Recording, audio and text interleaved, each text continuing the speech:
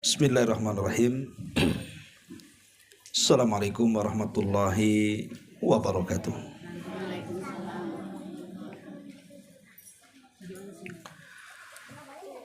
Alhamdulillah. Wassalatu wassalamu ala rasulillah wa ala alihi wa sahbihi wa mawalah wa la hawla wa la quwata illa billahi wa ba'du. Alhamdulillah, segala puja dan puji hanya milik Allah subhanahu wa ta'ala. Salawat dan juga salam kita hadiahkan kepada Rasul kita Nabi besar Muhammad sallallahu alaihi wa ala alihi wasallam. Kita lanjutkan kajian kita, masih membahas kitab Al-Jami dari kitab Bulughul Maram. Dan kita masuk pada hadis yang berikutnya dari bab Az-Zuhdu wal Wara, bab yang bicara tentang zuhud dan juga wara. Nabi SAW bersabda di sini, kullu bani Adam khatta'un wa khairul khatta'ina tawwabun. Setiap anak Adam itu melakukan kesalahan, tapi sebaik-baik orang yang melakukan kesalahan adalah orang-orang yang segera bertobat kepada Allah subhanahu wa ta'ala. Kalimat khatta'un menggunakan tasdid itu berbeda dengan kalimat khata' tanpa tasdid. Kalau khata' saja artinya mungkin sekali dua kali melakukan kesalahan. Boleh jadi dilakukan tanpa unsur kesengajaan. Tapi dalam hadis ini menggunakan tasdid khatta'un.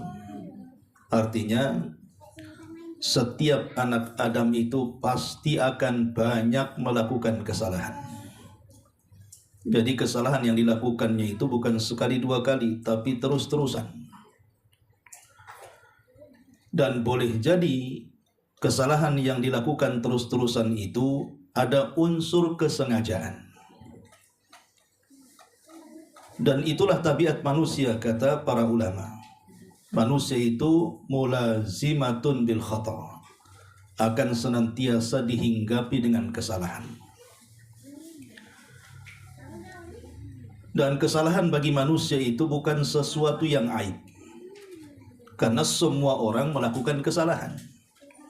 Tidak ada di dunia ini yang tidak melakukan kesalahan. Satu dunia orang pasti melakukan kesalahan.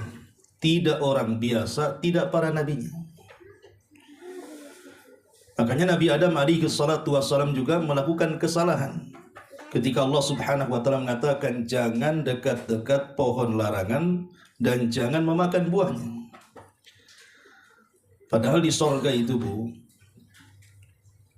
buah-buahan di sorga itu tidak tahu berapa jumlahnya. Artinya kenikmatan di sorga itu lebih banyak dibandingkan yang dilarang kepada Adam. Karena semua bisa dinikmati kecuali satu saja. Jadi semua buah-buahan di sorga silahkan makan, kecuali satu saja jangan dimakan. Tetapi memang sesuatu yang dilarang itu biasanya menjadi penasaran.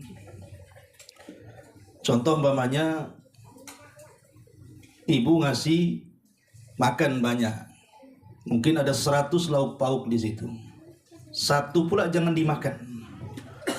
Itu pasti ibu-ibu yang makan di situ heran, kenapa yang satu ini tak boleh dimakan? Pasti pengen ditengok tuh, kenapa tak boleh dimakan? Lah itulah yang menjadikan Adam alaihi salatu wassalam akhirnya memakan buah larangan karena penasaran. Kenapa yang ini tak boleh dimakan? Makanya sesuatu yang dilarang itu membuat penasaran manusia. Ditambah-tambah memang setan memberikan was-was kepada Adam. Akhirnya dengan takdir Allah Adam pun memakan buah larangan. Kalau sekelas Adam saja jatuh kepada kesalahan Dan dia seorang nabi, apalagi kita. Masalahnya Adam itu kan melakukan kesalahan satu kali, tapi dikeluarkan dari surga. Kita pula yang banyak melakukan kesalahan, berangan-angan pula ingin masuk surga. Nah, di sini Nabi SAW mengatakan bahwa setiap anak Adam itu pasti akan banyak melakukan kesalahan, dan pasti ada di antara kesalahan itu memang sengaja dilakukan. Tetapi orang yang terjerumus kepada kesalahan itu bukan aib, karena semua orang melakukan kesalahan. Yang aib itu adalah ketika anak Adam terjerumus kepada kesalahan, dia tidak segera bertobat kepada Allah Subhanahu wa taala. Lah aibnya di situ. Makanya hadisnya setelahnya Nabi mengatakan wa khairul khatta'ina tawwabun, dan sebaik-baik orang yang melakukan kesalahan itu segera bertobat. Dan kalimat tawwab juga diambil dari siyagul mubalaghah, kalimat yang berlebihan. Artinya tawwab itu orang yang banyak bertobat. Di satu sisi dia banyak melakukan kesalahan, di sisi lain dia banyak melakukan tobat, gitu maksudnya. Dan itulah sebaik-baik manusia. Ma'asyiral muslimat rahimakumullah. Di dalam sebuah hadis Nabi SAW pernah bersabda, menukilkan firman Allah Subhanahu wa taala. Kata Nabi SAW, Allah Subhanahu wa taala berfirman, "Ya ibna Adam, innaka ma da'autani wa rajautani ghafartu laka ala ma kana minka wala ubali." Wahai anak Adam, selama engkau berdoa kepadaku dan selama engkau kembali kepadaku, maka aku akan ampuni semua dosa-dosamu dan saya tidak akan peduli. Dari sini kita tahu bahwa sebanyak apapun dosa yang kita lakukan, sebesar apapun kesalahan yang kita kerjakan, kalau kita kembali kepada Allah untuk meminta tobatnya, maka Allah tidak peduli dengan kesalahan kita. Itulah baiknya Allah dengan kita. Makanya di antara salah satu nama dari nama-nama Allah itu Al-Ghafur. Ghafur itu artinya maha mengampuni dosa dan maha menutup dosa. Jadi Ghafur itu dua maknanya. Pertama, diampuni dosa-dosanya. Yang kedua, ditutup dosa-dosanya. Mungkin kita bisa memaafkan saudara kita yang melakukan kesalahan, kemudian minta maaf ya Bu, iya saya maafkan. Tapi di belakang dibicarakan. Itulah kita. Tadi si Anu datang minta maaf, dimaafkan nggak? Dimaafkan, tapi masih dongkol sedikit umpamanya. Jadi kita ini bisa dalam lisan kita memaafkan, tapi belum tentu menutup aib orang yang minta maaf. Tapi Allah Subhanahu wa taala selain memaafkan dosa-dosa kita, dia tutup juga tuh dosa-dosa kita itu dari manusia. Itulah baiknya Allah Subhanahu wa taala. Ma'asyiral muslimat rahimakumullah. Kita tahu bahwa kalimat tawwab itu diambil dari kalimat taba yatubu tauba. Artinya orang yang kembali kepada Allah, sama dengan raja'a yarji'u ruju'an. Orang yang kembali kepada Allah. Apa maksud kembali di sini? Maksudnya orang-orang yang melanggar perintah Allah Subhanahu wa taala. Mungkin dia terjerumus kepada ghibah, mungkin dia terjerumus kepada dusta, mungkin dia terjerumus kepada namimah, atau mungkin dia terjerumus kepada perbuatan zina, minum khamr, judi dan yang semacamnya. Kemudian dia merasa bahwa dia telah melanggar perintah dan juga sudah masuk pada larangan, maka dia segera kembali kepada Allah Subhanahu wa taala. Itulah yang disebut dengan taubat secara bahasa. Orang yang kembali kepada Allah, kembali menjalankan perintah dan kembali menjauhi larangan. Itulah makna taubat. Tetapi secara istilah, makna taubat itu, makna taubat itu bukan hanya kembali kepada Allah Subhanahu wa taala, tetapi harus ada syarat-syarat yang dipenuhi dia. Pertama, orang yang kembali kepada Allah dalam rangka taubat itu dia harus menyesal, Bu. Hatinya itu harus ada penyesalan.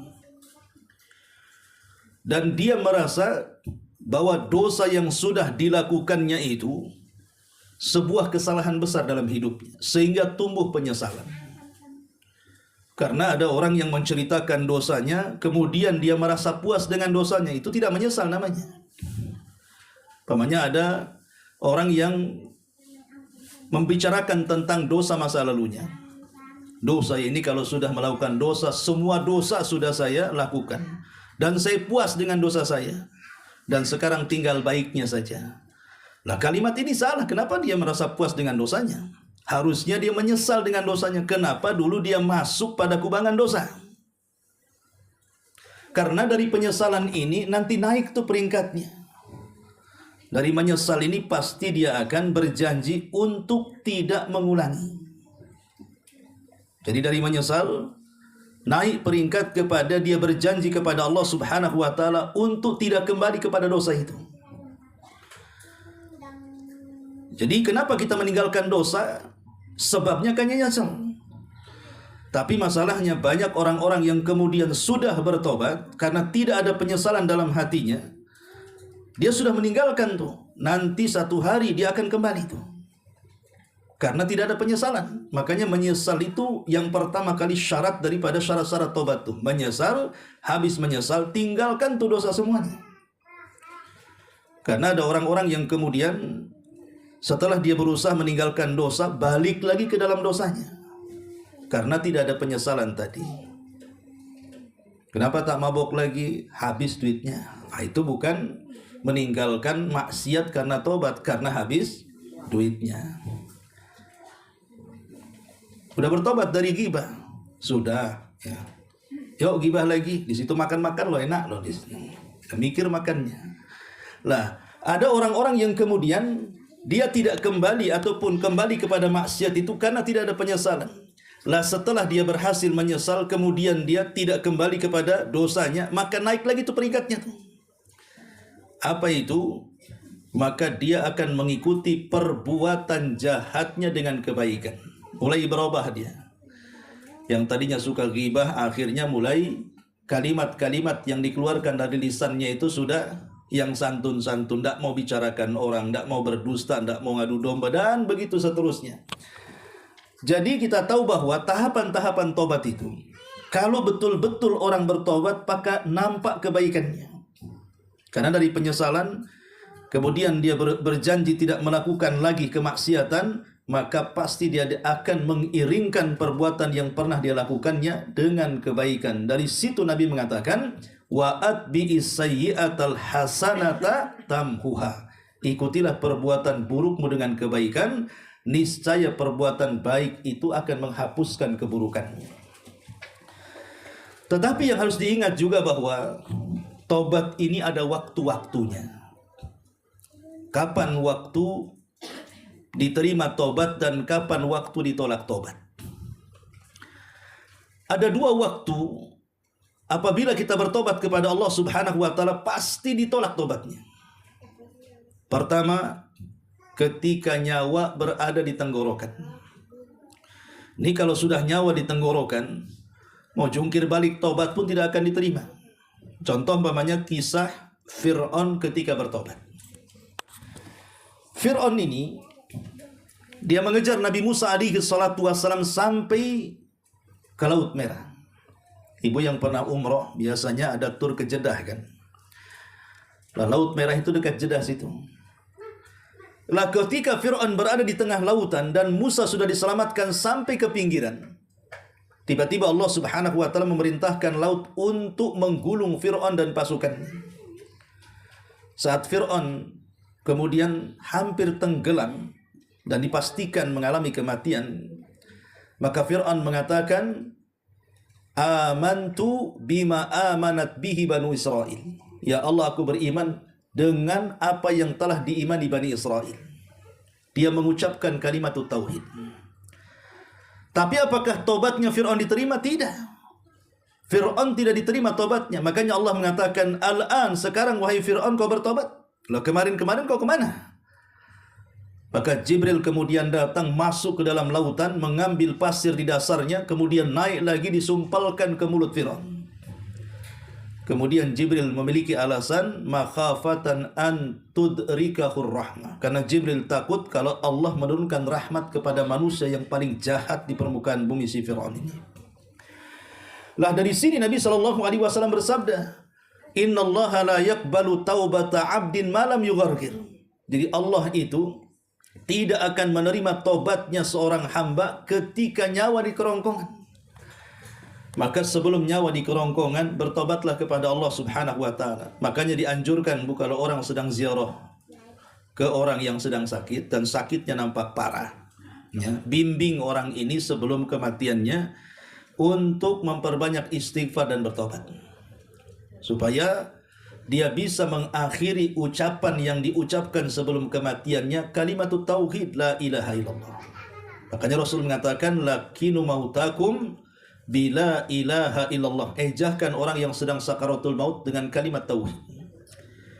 Dan Rasul mengatakan man kana akhiru kalamihi la ilaha illallah dakhalal jannah. Barang siapa yang akhir ucapannya la ilaha illallah, maka dijamin masuk surga. Ma'asyiral muslimat yang dimuliakan Allah Subhanahu wa ta'ala. Kemudian yang kedua, matahari ketika terbit dari barat. Selama matahari terbit dari timur, artinya ada kesempatan bertobat. Tapi kalau sudah matahari terbit dari barat, sebagaimana hadis yang ma'ruf, di mana ketika manusia satu hari terlelap tidur di malam hari, kemudian datang waktu subuh, orang-orang yang beriman biasa mereka bangun kemudian sholat subuh. Tapi orang-orang yang kafir, orang-orang yang fasik, mereka terlelap tidur sampai matahari yang harusnya terbit tidak terbit. Maka orang-orang menunggu sampai siang hari, tapi matahari pun tak kunjung terbit. Kemudian mereka menunggu sampai sore hari, matahari pun tak kunjung terbit. Kemudian ketika yang harus matahari terbenam, tiba-tiba matahari muncul dari arah barat. Disitulah semua manusia menangis. Bukan hanya orang-orang yang melakukan maksiat, bahkan orang-orang yang beriman pun ikut menangis. Tapi apa gunanya menangis? Karena tidak ada guna lagi setelah terbit matahari dari arah barat. Sekalipun ada orang yang menyembah berhala, dibuang berhalanya, percuma, tobatnya sudah tidak diterima. Tapi tabiat manusia, Bu, sudah tahu nih tobatnya tidak diterima ketika terbit matahari dari arah barat. Para ulama mengatakan bahwa terbitnya matahari dari arah barat itu hanya 3 hari saja. Kemudian hari keempat, kelima, dan seterusnya, matahari akan normal terbit dari arah timur. Tapi penyesalan itu hanya terjadi ketika terbit matahari dari arah barat. Selebihnya, mereka pun kufur kembali. Itulah tabiat manusia. Terkadang ada orang yang tobat itu dikatakan tomat tuh, habis tobat kumat tuh. Ya. Tobatnya sebentar saja, tapi kumatnya yang lama tuh. Lah inilah sifat manusia, karena manusia melakukan dosa itu kan sumbernya 2. Kenapa manusia itu bisa melakukan dosa itu? Karena sumbernya 2. Pertama, sumber yang paling bahaya adalah hawa nafsu. Yang kedua, yang tak kalah bahayanya lagi adalah syaitan.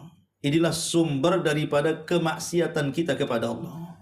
Pertama, hawa nafsu. Allah Subhanahu wa ta'ala berfirman di dalam Al-Qur'anul Karim ketika membicarakan tentang hawa nafsu. Apa kata Allah? Wa inna nafsa la ammaratun bisu. Sesungguhnya jiwa itu selalu memerintahkan kepada keburukan. Makanya kenapa kita diperintahkan Allah untuk menekan hawa nafsu? Karena hawa nafsu tidak bisa dihilangkan dari badan kita. Hawa nafsu kalau ingin dihilangkan, hilangkan jantung kita, Bu. Datang ke rumah sakit, kawal bros minta dioperasi. Dok, tolong angkat jantung saya, jangan ada lagi dalam badan saya. Kira-kira hidup nggak tuh? Nggak akan hidup, Bu, walaupun ibu ganti dengan jantung itu pohon pisang tuh. Ya. Karena jantung ini yang memompa semua darah yang menjadikan kita hidup. Lah hawa nafsu itu tidak mungkin keluar dari jantung. Jadi kalau kita menghilangkan hawa nafsu sama dengan menghilangkan jantung kita. Makanya karena hawa nafsu tidak bisa dihilangkan, hanya bisa ditekan, maka usahakan tekan tuh hawa nafsu supaya kita tidak mengikutinya. Sebab kalau sudah mengikuti dorongan hawa nafsu, pasti berbuat jahat kita ini. Kata Nabi SAW, bukanlah orang yang kuat itu orang yang pandai bergulat, tapi orang yang kuat itu orang yang bisa menahan hawa nafsunya. Jangan suka memperturutkan hawa nafsu. Di zaman Nabi ada sahabat namanya Abdullah ibn Umar radhiyallahu anhu. Dia menegur sahabat yang lainnya. Setiap mendapatkan rizki, pamannya dia bekerja dapat uang, selalu memperturutkan hawa nafsunya, ingin makan enak. Pokoknya setiap datang uang langsung ke pasar beli daging dan begitu seterusnya. Pokoknya ingin berpoya-poya. Kata Abdullah ibn Umar radhiyallahu anhuma, apakah setiap yang kau kehendaki harus kau turuti? Apakah setiap yang kau maukan harus kau turuti? Kata Abdullah ibn Umar, sebaiknya tidak seperti itu. Karena tidak semua memperturutkan hawa nafsu itu baik. Bahkan cenderung hawa nafsu itu memperturutkannya kepada keburukan. Dan kita pasti menyesal. Contohlah, umpamanya ibu masuk pasar. Itu yang ditulis itu sudah jelas ada 10 poin tuh. Dari bawang sampai merica. Masuk pasar. Yang dibeli bukan itu, Bu. Yang dibeli tas. Kemudian tengok pakaian bagus dibeli kan itu. Lah terkadang apa yang sudah dibeli itu belakangan menyesal tuh. Kenapa aku tadi beli ini? Kan harusnya beli itu. Ya. Lah ini yang kecil-kecil saja terkadang itu timbul penyesalan. Karena memang hawa nafsu itu hanya untuk kepuasan saja. Dan kepuasan itu kan relatif. Terkadang puas saat membeli, setelah terbeli menyesal dia. Itu contoh kecil. Ya. Ya, contoh besarnya mungkin dorongan untuk ghibah, untuk zina, untuk minum khamar, untuk judi atau apalah namanya dari kemaksiatan. Itulah dorongan-dorongan harus tekan. Yang kedua, syaitan. Dalam sebuah hadis, Nabi SAW bersabda, qala iblis, berkata iblis, ya Rabbi, wa izzatika la abrah agwi ibadaka ma damat arwahuhum fi ajsadihim. Kata iblis di hadapan Allah Subhanahu wa taala, ya Rabb, demi kemuliaan saya akan terus menggoda hamba-hambamu selama ruh mereka berada di jasad-jasad mereka. Ini janji iblis nih di hadapan Allah Subhanahu wa taala, bahwa dia akan menggoda Bani Adam itu selama ruh Bani Adam berada di jasadnya. Artinya kalau ibu masih hidup, maka selama ibu hidup pasti akan digoda setan. Kemudian kata iblis, setelah dia mengatakan seperti itu, maka Allah jawab, wa izzati wa jalali la azalu aghfiru lahum mastaghfaruni. Maka Allah jawab ucapan iblis, demi kemuliaanku dan demi keagunganku, saya pun akan senantiasa mengampuni mereka selama mereka bertobat dan istighfar kepadaku. Ma'asyiral muslimat rahimakumullah. Dari sini kita tahu bahwa sumber daripada maksiat yang kedua adalah syaitan. Setan sudah berjanji kepada Allah, selama kita hidup maka dia akan menggoda kita. Bahkan setan mengatakan dalam sebuah hadis, ya, dia mengatakan, ahlaqtun nasa bidzunub. Aku akan hancurkan manusia itu dengan dosa-dosa yang mereka akan lakukan. Itu janji setan tuh. Aku akan hancurkan manusia dengan dosa yang mereka lakukan. Tetapi kata iblis apa? Dia mengatakan, fa ahlakuni bila ilaha illallah wal istighfar. Tapi aku dihancurkan oleh anak Adam dengan dua perkara. Apa itu? Dengan la ilaha illallah dan dengan istighfar. Jadi setan menghancurkan kita dengan dosa, sementara kita bisa menghancurkan setan dengan tauhid dan istighfar. Makanya kalau ibu ingin bertobat dan beristighfar kepada Allah Azza wa Jal, ambil istighfar itu yang diiringi dengan tauhid. Ambil kalimat-kalimat istighfar itu yang diiringi dengan tauhid. Seperti umpamanya Nabi SAW mengatakan, man qala astaghfirullah hal azim alladzi la ilaha illa huwal hayyul qayyum wa atubu ilaih. Kata Nabi SAW, siapa yang mengucapkan astaghfirullah hal azim alladzi la ilaha illa huwal hayyul qayyum wa atubu ilaih, maka Allah Subhanahu wa taala akan ampuni dosa-dosanya walaupun dia lari dari peperangan. Lari dari peperangan itu hukumnya dosa besar. Tapi kalau dia beristighfar dengan lafaz ini, dengan lafaz astaghfirullahal azim, aku meminta ampun kepada Allah yang Maha Agung, alladzi la ilaha illahu, yang tidak ada sesembahan kecuali Dia semata, al-hayyu al-qayyum, yang Maha hidup lagi Maha tegak berdiri sendiri, wa atubu ilai, dan aku bertobat kepadanya. Maka lafaz ini adalah sebaik-baik lafaz dalam istighfar, sama kandungannya dengan sayyidul istighfar.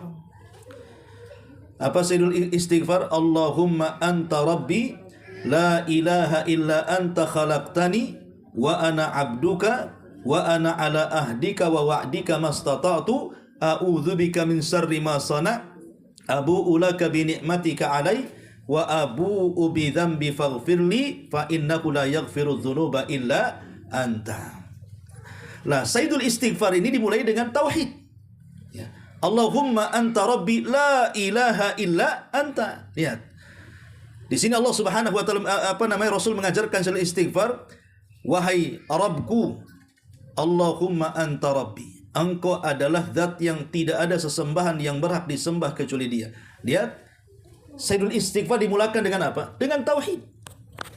Baru setelah itu di ujung doa sayyidul istighfar ini ada kalimat faghfirli fa innahu la yaghfiru dzunuba illa anta. Kemudian baru dia meminta ampun kepada Allah Subhanahu wa taala. Dimulai dengan tauhid dan diakhiri dengan istighfar. Tapi kalau hadis yang pertama dimulai dengan istighfar dan diakhiri dengan taubat ataupun dengan tauhid kepada Allah dan bertobat kepada Allah Azza wa Jalla.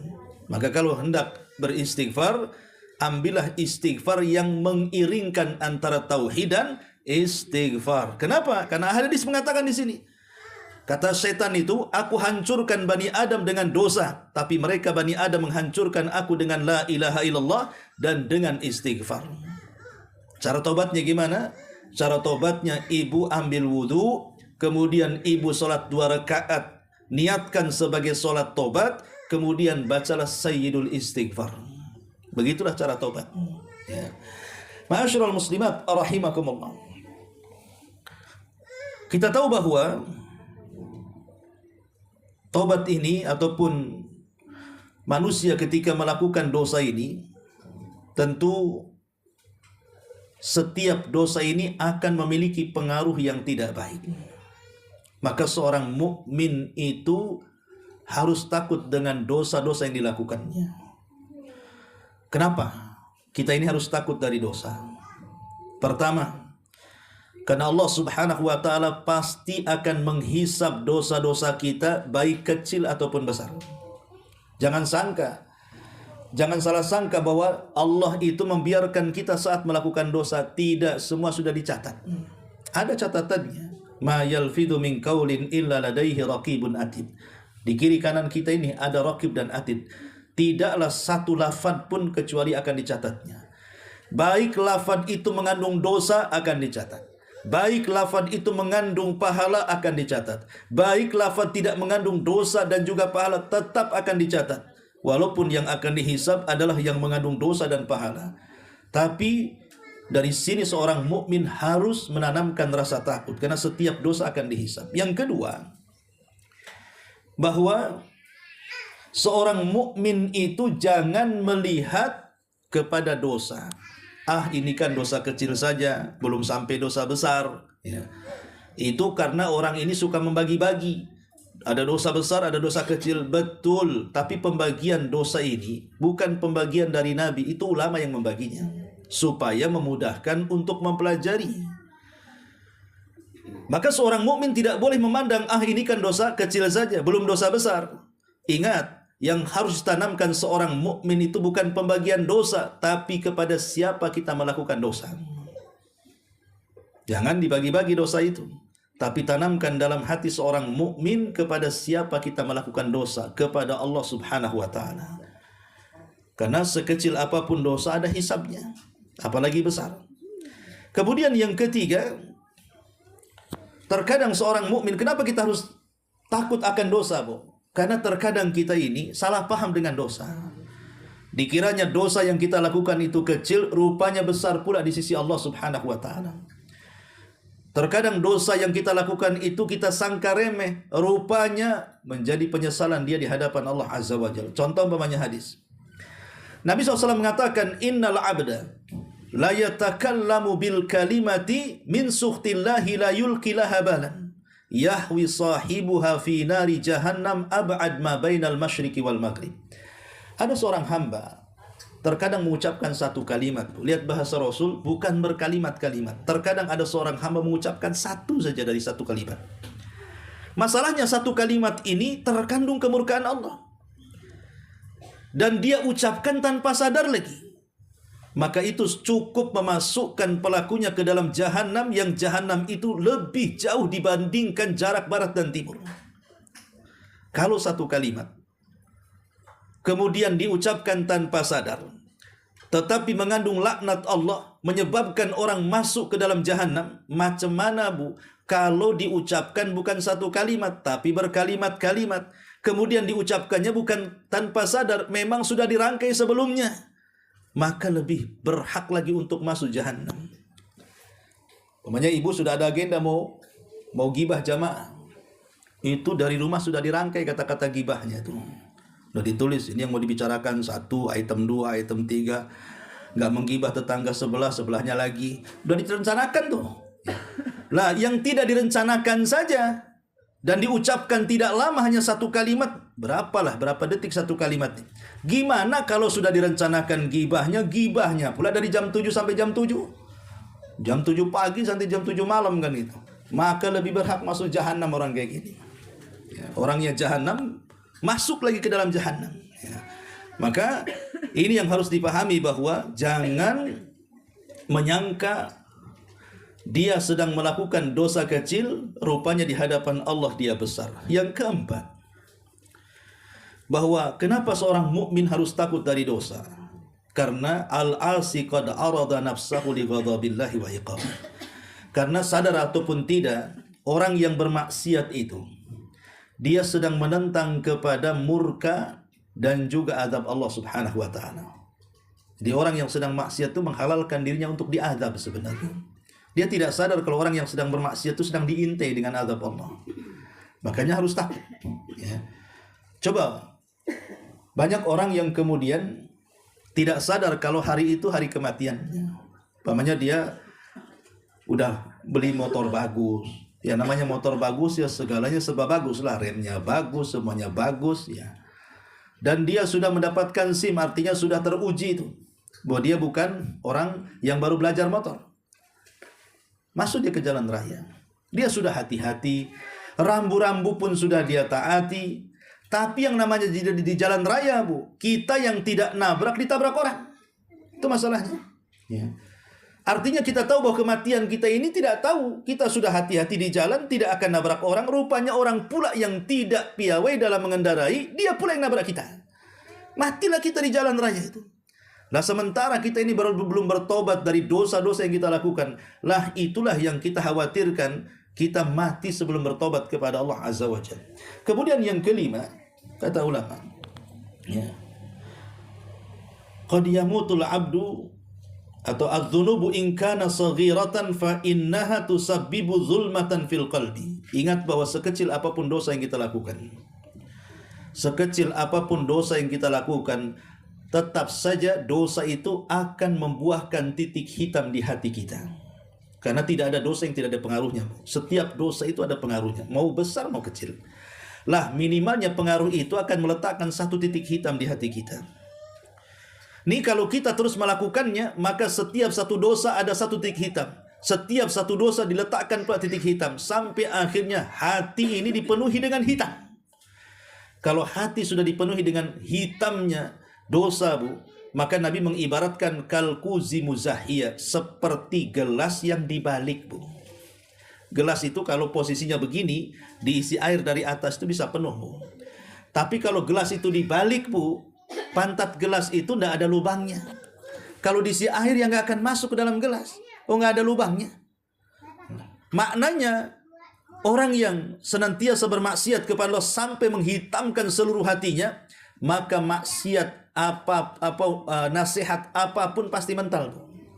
Karena tidak ada lubang untuk masuk ke dalam hatinya tuh. Hidayah Allah itu susah masuk biasanya. Kalau orang gemar maksiat itu susah. Dinasihati yang tidak bisa. Diberikan hidayah yang nolak. Nah, itu yang dikhawatirkan. Kenapa seorang mukmin itu harus takut dosa? Karena setiap dosa ada pengaruhnya. Minimalnya meletakkan titik hitam di hati. Maka jauhi dosa. Ataupun yang selanjutnya, ihtiqarudz dzunub sababun liwuqu'i fil kabairi wa tahlikati. Atau dosa-dosa kecil yang kita lakukan. Yang namanya dosa, mau kecil mau besar, anggaplah kecil. Kalau dilakukan hari-hari besar juga lah. Makanya ada istilah seorang penyair itu, kita lihat gunung yang besar itu. Itu terangkai dari apa gunung yang besar itu? Itu dari kerikil yang ditumpuk-tumpuk sehingga menjadi besar tuh. Kalau gunung itu kita hancurkan, ya isinya tanah dengan kerikil yang menumpuk-numpuk. Maka dosa juga sama tuh. Kalau dosa kecil terus dilakukan, lama-lama ya besar juga, numpuk juga tuh dosa tuh. Makanya kata Umar bin Khattab radhiyallahu an, la saghirata ma'al istimrar wala kabirata ma'al istighfar. Tidak ada dosa kecil kalau dilakukan terus-terusan pasti akan besar, dan tidak ada dosa besar kalau senantiasa digempur dengan istighfar. Kemudian juga kenapa kita harus takut kepada dosa? Karena ihtiqarudz dzunub ya'uqu anit taubah. Orang yang meremehkan dosa, orang yang menganggap enteng dosa, itu biasanya akan terhalang dari tobat. Orang yang senang dengan dosanya, dia tidak peduli dengan dosanya, itu akan sulit terhalang dari tobat orang seperti ini. Dan kalaupun dinasihati, pasti lagunya nanti-nanti. Kapan lu tobat? Nanti. Ya. Kapan tobat? Nanti. Katanya habis haji tobat. Nanti haji kedua kali gitu. Sebelum haji kedua kali udah mati dia. Lah, ada orang yang kemudian meremehkan sebuah maksiat, akhirnya terhalang tobat sampai kematiannya. Na'udzubillah. Ya, maka jangan sampai meremehkan dosa sehingga terhalang dari tobat sampai mati kita tidak bertobat.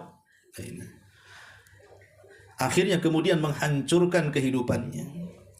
Kemudian juga, kenapa seorang mukmin itu harus takut dengan melakukan dosa? Karena qad yamutul 'abdu wa huwa ya'sillah. Ini yang ditakutkan, dikhawatirkan seperti yang saya katakan tadi, dia mati dia sedang melakukan maksiat. Dia mati dia sedang melakukan kemaksiatan kepada Allah Azza wa Jalla. Makanya dahulu ada seorang ulama namanya Bishr al-Hafi. Bishr al-Hafi rahimahullahu ta'ala. Bishr al-Hafi ini diberikan rizki oleh Allah sangat luas sekali. Jadi seorang pedagang besar. Dan hidupnya hanya untuk hura-hura saja. Semasa mudanya itu memang dia terkenal pedagang sukses. Jadi kalau dia dapat keuntungan dari perniagaannya, dia belikan budak-budak perempuan, dia belikan minuman-minuman khamr, kemudian dia hanya berhura-hura saja sepanjang hayatnya. Bishr al-Hafi itu. Sampai satu hari datang seorang pengemis. Saat Bishr al-Hafi itu sedang melakukan pesta pora di rumahnya dengan biduan-biduan wanita, minum khamr, berzina dan yang semacamnya. Jadi datang pengemis ini ke rumah Bishr al-Hafi. Tapi karena Bishr al-Hafi sedang sibuk dengan biduan-biduan wanita dalam rumah, yang mendatangi pembantunya. Kata pembantunya, wahai fulan, ada apa kau kemari? Maka kata pengemis ini, saya ingin meminta sesuatu kepada Bishr al-Hafi. Dia kan orang kaya. Kata pembantunya, oh tidak bisa, Bishr bosku sedang berhura-hura di dalam, jangan ganggu dia. Maka kata pengemis ini, saya ingin tanya kepada kamu, Bishr ini siapa sebenarnya? Apakah dia orang merdeka ataukah dia budak? Maka kata pembantunya, enak saja kau ngomong, dia bukan budak, dia orang merdeka. Maka kata pengemis, oh pantas saja dia orang merdeka. Rupanya dia merdeka segala-galanya. Merdeka dalam rangka melanggar perintah Allah. Merdeka dalam rangka untuk tidak melaksanakan perintah Allah. Merdeka untuk melakukan maksiat. Merdeka segalanya. Katakan kepada dia seperti itu. Tetapi kalau dia merasa budak hamba Allah, harusnya dia tidak melakukan seperti itu. Maka disampaikan ucapan pengemis ke Bishr al-Hafi. Awalnya tidak ditanggapi, Bu. Tapi setelah pesta pora itu, Bishr al-Hafi malamnya kemudian mimpinya melihat neraka, dimasukkan oleh Allah ke dalam neraka. Paginya dia terbangun ketakutan, teringat dengan ucapan si pengemis tadi. Maka akhirnya dia pun berjanji untuk mencari pengemis tadi. Dan dia bernazar tidak akan pakai sandal selamanya. Maka disebut Bishr al-Hafi. Hafi itu nyeker artinya. Setelah dia ketemu dengan pengemis tadi, dia berterima kasih atas nasihatnya, dia pun bertobat, dihabiskan uang kekayaannya untuk belajar ke sana kemari, akhirnya menjadi ulama dunia, Bu. Bishr al-Hafi menjadi ulama dunia. Tapi orangnya nyeker kemana-mana. Ya.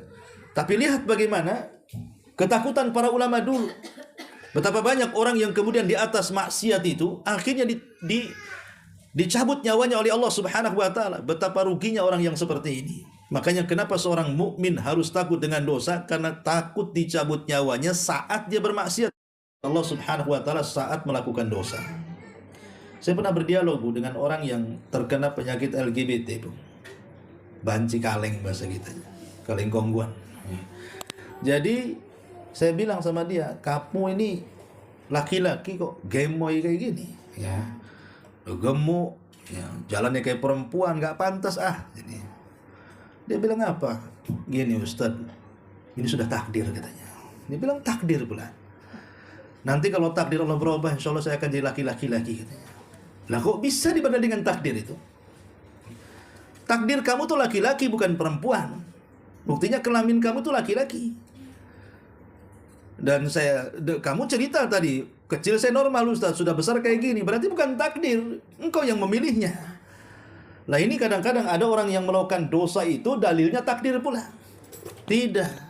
Allah itu sudah mentakdirkan manusia cuma dua jenis saja, laki-laki dan perempuan. Tidak ada yang ketiganya. Dari sini ada orang-orang yang melegalkan dosa itu dengan mencari alasan yang tidak benar. Intinya bahwa hadis ini kullu bani adam khata' wa khairul khata'ina tawwabun, ini hadis yang sangat mulia, membuka rahmat Allah segalanya. Ingat, rahmat Allah itu luas. Jangan pernah berputus asa. Sebesar apapun dosa kita, kalau datang kepada Allah meminta ampun, pasti diampuni, Bu. Karena ada orang yang berputus asa karena was-was setan, akhirnya merasa dosanya sudah melambung ke langit, kemudian dia merasa tidak pantas diterima tobatnya, malah tidak menghentikan tobatnya. Putus asa dari rahmat Allah, dosa besar, bahkan lebih besar daripada dosanya sendiri. Jadi seandainya orang ini hidup dari mulai akil balik sampai dia tua, dia bermaksiat, kemudian ingin bertobat dan berputus asa, maka dosa putus asa lebih berat daripada dosa yang dilakukan seumur hidupnya tuh. Kenapa dosa putus asa lebih besar daripada dosa yang dilakukan seumur hidupnya? Karena putus asa itulah yang menghalangi dia dari tobat. Makanya jangan pernah putus asa. Mendekatlah kepada Allah, pasti Allah akan mengampuni dosa-dosa kita sebesar apapun dosa kita. Dulu di zaman Bani Israel, ada seorang laki-laki yang dari kecil sampai dia tua, Bu, semua dosa sudah dilakukan dia. Mau syiriknya, mau bid'ahnya, mau maksiatnya, apapun dosa sudah dilakukan orang ini. Ketika dia hampir mati, ketakutan. Akhirnya dia kumpulkan anak-anaknya dan mengatakan, nanti kalau ku mati, bakar aku, katanya. Kemudian abunya kalian sebar di semua air lautan. Sebab kalau Allah sanggup membangkitkan aku, pasti dia akan mengazab aku dengan azab yang belum pernah siapapun diazab sebelumnya. Akhirnya betul-betul meninggalnya orang ini. Dan wasiatnya dilaksanakan. Ingat, ini di zaman Bani Israel ya. Wasiatnya dilaksanakan, betul-betul dibakar. Kemudian abunya disebar di semua air lautan. Dia tidak sangka Allah ala kulli syai'in qadir. Allah itu loh zat yang maha mampu. Dikiranya Allah tidak mampu membangkitkan dia. Ketika abu sudah disebar di semua lautan, maka Allah Subhanahu wa taala ala kulli syai'in qadir, dengan segala maha kemampuannya membangkitkan orang ini di hadapannya. Kemudian orang ini ketika dihadapkan di hadapan Allah ketakutan, dan Allah pun mengatakan, "Ya fulan, ma hamalaka ala ma sana'ta?" Wahai fulan, kenapa kau lakukan seperti ini? Kau kira aku tidak bisa membangkitkan kamu, katanya. Maka orang ini mengatakan, tidak ya Rabb, aku hanya ketakutan yang bersangatan. Sebab kalau seandainya aku tidak atau dibangkitkan oleh dirimu, pasti kau akan mengazab aku dengan azab yang belum pernah siapapun diazab kecuali aku, katanya. Kalau Allah mengatakan, betul kau melakukan itu karena perasaan takutmu kepadaku? Maka orang mengatakan, ya Rabb. Maka Allah mengatakan, khaufuka adkhaltukal jannah. Rasa takutmu yang bersangatan kepadaku, ku masukkan kau ke dalam surga. Ya, lihat, ini menunjukkan rahmat namanya. Padahal orang ini seumur hidupnya melakukan dosa loh ya. Tapi karena masih ada perasaan takut kepada Allah Azza wa Jalla, akhirnya Allah mendahulukan rahmatnya dibandingkan murkanya, dimasukkan dia ke surga. Maka jangan pernah putus asa di rahmat Allah Subhanahu wa taala. Ini diantara keterangan dari hadis kullu bani Adam khatta'un wa khairul khatta'ina tawwabun. Taib, saya kira cukup sampai di sini penjelasan hadis ini. Sebelum saya tutup, silahkan kalau ada yang mau bertanya. Kita buka tanya jawab.